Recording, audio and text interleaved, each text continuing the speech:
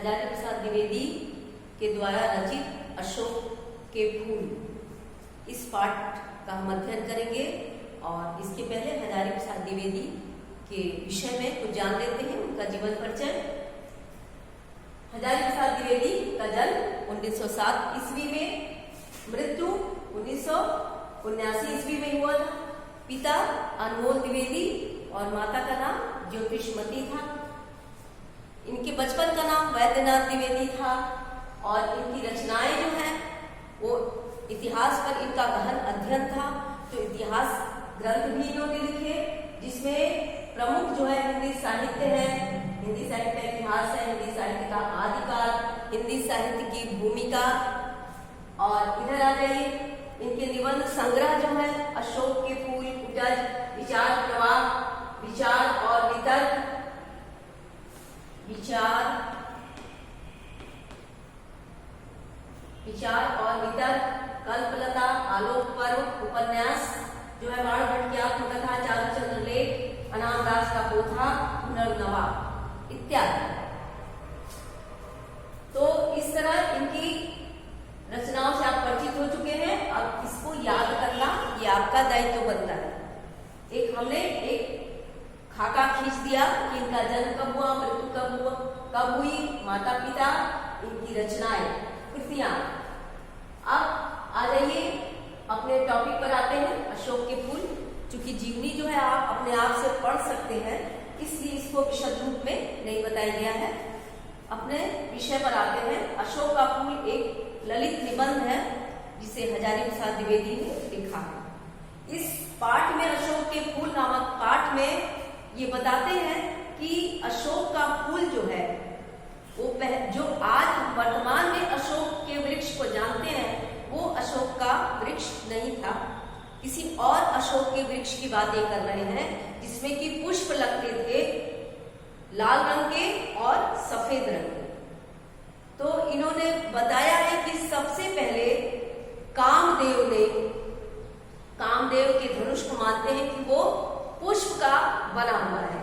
तो उन पुष्प के उसमें जो कामदेव के जो धनुष है उसमें 5 बाण हैं, जिसमें एक बाण के रूप में अशोक का पुष्प भी स्थापित है।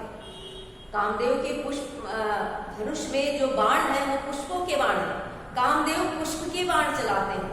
कामदेव क्या है? भावनाओं के देवता है, प्रेम के देवता है, मन के देवता है।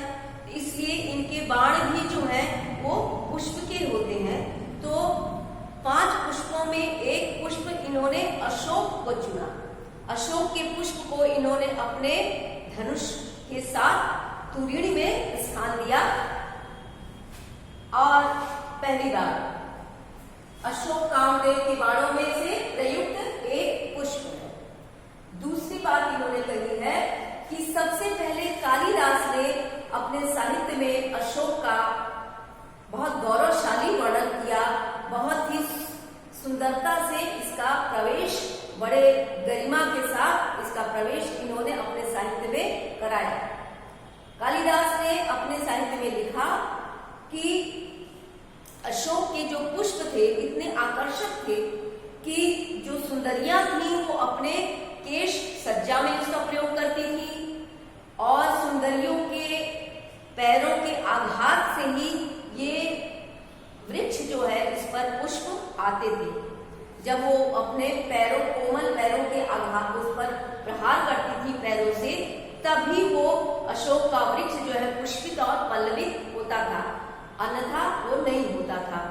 और उस समय की सुंदरियां जो है अपने केश सज्जा में कर्णावतंश के रूप में, कान के आभूषण के रूप में, हाथ में, बालों में, इस तरह पूरे गहने के रूप में उस पुष्प का प्रयोग करती थी।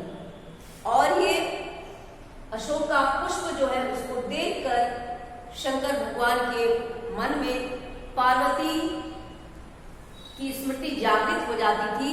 और चूंकि ये अशोक का पुष्प जो है अप्रत्यक्ष रूप से कामदेव का ही पर्याय माना जाता है, तो कामदेव ने शिव की तपस्या भंग की थी तो वो भस्म हो गया था और अशरीरी रूप में वह सबके हृदय में आज भी विद्यमान है। तो भगवान शिव जब इस पुष्प को देखते हैं तो उनके मन में शोक उत्पन्न होता है, अर्थात उस कामदेव की याद उन्हें आ जाती है। फिर इन्होंने लिखा है इस निबंध में आगे कि राम को इस पुष्प को देखकर भगवान श्री रामचंद्र को सीता की स्मृति आ जाती थी। क्यों? क्योंकि यह पुष्प इतना सुंदर था, इतना मनोरम था कि इसकी सुंदरता और कमनीयता को देखकर राम को सीता की स्मृति आ जाती थी। इस तरह अशोक पुष्प के बारे में कालिदास ने अपनी रचनाओं में इसका वर्णन किया है। आगे चलते हैं अगले पॉइंट पर। अशोक जो है आर्येतर सभ्यता की देन है। कहते यक्ष और गंधर्वों ने ही अशोक की पूजा का विधान रखा। अशोक की पूजा जो करने की जो परंपरा पहले थी वो यक्ष और गंधर्वों की ही देन मानी जाती है। पहले आज के समय में बसंतोत्सव मनाया जाता है, बसंत का उत्सव मनाया जाता है, लेकिन पहले के समय मदनोत्सव मनाया जाता था और बड़े बड़े घराने की स्त्रियां, राजा के घर की रानियां और सेठ साहूकारों के घर की स्त्रियां अपने पति को उस अशोक वृक्ष के नीचे स्थापित करके उनकी पूजा करती थी और बड़े हर्षोल्लास के साथ ये उत्सव मनाया जाता था। तो ये अशोक का पुष्प जो है कहीं न कहीं अप्रत्यक्ष रूप से कामदेव का ही प्रतीक माना जाता है। तो वो मदनोत्सव में कामदेव की उपासना की जाती थी, तो कामदेव प्रत्यक्ष तो मिलेंगे नहीं, तो कामदेव का प्रतीक मानकर अशोक के पुष्प, उस वृक्ष का, उस पुष्प की उपासना की जाती है। और सामंतवादी सभ्यता का प्रतीक अशोक है। क्यों है? क्योंकि उसकी पहुंच जो है सामान्य जनता तक नहीं थी, धनाढ़ लोगों के द्वारा ही वह पूजित होता था। राजा, सेठ, साहूकार, इस तरह वो सामंतवादी सभ्यता का प्रतीक हो गया। उनके घर की स्त्रियों को ही अधिकार था कि वो उस वृक्ष की पूजा करें। सामान्य जनता केवल दूर से उस उत्सव का आनंद लेती थी। इसलिए अशोक जो है सामंतवादी सभ्यता का भी प्रतीक माना जाता है। अब अगले पॉइंट पर आते हैं कि अशोक, ये दुनिया जो है इतनी स्वार्थी है, संसार इतना स्वार्थी है कि अपने मतलब के अनुसार किसी भी वस्तु को चाहे तो सिर पे चढ़ा लेता है और जिसको चाहे वो जब उसका स्वार्थ समाप्त हो जाता है तो उसे नीचे ढकेल देता है। एक समय था कि अशोक का पुष्प जो है वो बहुत ही आदरणीय था, उसे सम्मान की दृष्टि से देखा जाता था, उसे साहित्य में भी स्थान मिला, देवताओं द्वारा भी पूजित हुआ, राजाओं द्वारा, राजाओं की स्त्रियों द्वारा वो पूजित हुआ, सम्मानित हुआ। और आज के समय में उसे याद किया जाता है तो एक बाज वृक्ष की तरह, बंध्या वृक्ष की तरह उसे स्मरण किया जाता है और पुरानी उसकी सारी समृद्धि, सारी उसकी विशेषताओं को इस संसार ने भुला दिया।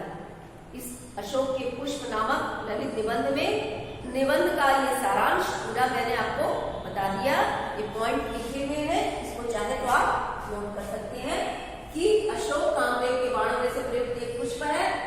कालिदास के साहित्य में अशोक ने एक उच्च स्थान प्राप्त किया और सर्वप्रथम इसका उल्लेख कालिदास ने किया।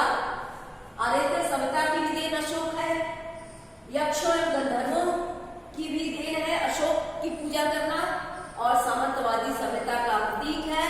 और अंतिम पॉइंट है कि ये संसार जो है पूरी तरह स्वार्थ से लिप्त है, अपने स्वार्थ के अनुरूप ही वो जिसे चाहे अपने सिर पे बिठाता है और जिसे चाहे वो उतार देता है। इस पाठ